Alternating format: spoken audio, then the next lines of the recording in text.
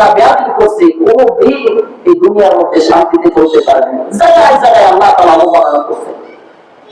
হযরত ওমর ফারুক রাদিয়াল্লাহু তাআলা আনহু দৌড়াইয়া যাচ্ছে রাস্তা দিয়া, এক গোলামের সাথে সাক্ষাৎ।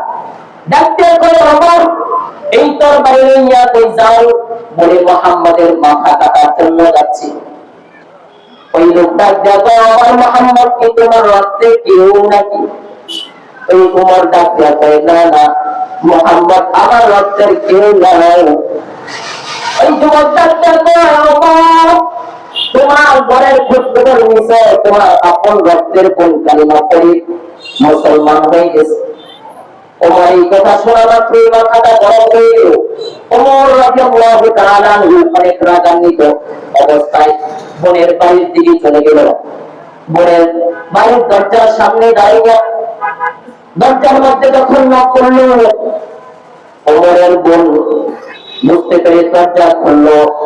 দরজা খোলার পর ওমর বোনকে বলে, ও বোন, তুই নাকি মুসলমান মুহাম্মাদের কাছে কালিমা পড়েছ? বোন কোনো কথা গোপন করে না, সব ওপেন করে বলতেছে, ভাইজান আমি ছিলাম একজন জাহান্নামের আসামি, আমি আল্লাহর বড় দুশমন ছিলাম রে ভাই। আমি ওই মুহাম্মাদের কাছে কালিমা পড়ি, আমি মুসলমান হয়ে গেছি। ওমর বলে, কালিমা ফিরে দে। বোন কয়, যে জায়গায় কালিমা মুহাম্মদ ঢুকানো সেখান থেকে আর কালিমা বের হওয়ার কোন সিস্টেম নাই। ওমর রাগান্বিত হইয়া কোষের থেকে তরবারিটা বের করে তরবারির উল্টা পিঠ দিয়া বোনের শরীরের উপরে আঘাত শুরু করে দিল।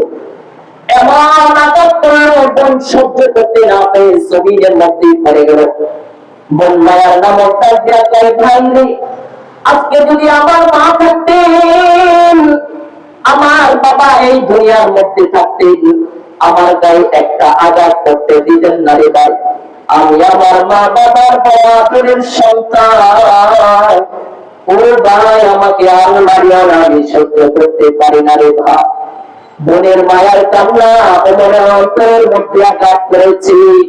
ওমর ডাক দিয়া কয়, রে বোন, ঘরের ঢোকার আগে আমি কিসের আওয়াজ শুনলাম?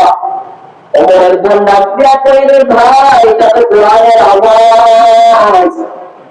বোন কয়, ওমর ডাক দিয়া কয়, বোন, এই কোরআনটা আমাকে একটু দে না, বই আমাকে একটু পড়া দে। বোন বলতেছে, তুমি তো মুশরিক বিধর্মী, এগুলো তো গোসল করে আসা, পবিত্র অর্জন করে আস। ওমর পবিত্রতা অর্জন করে এই কোরআন পড়লেন।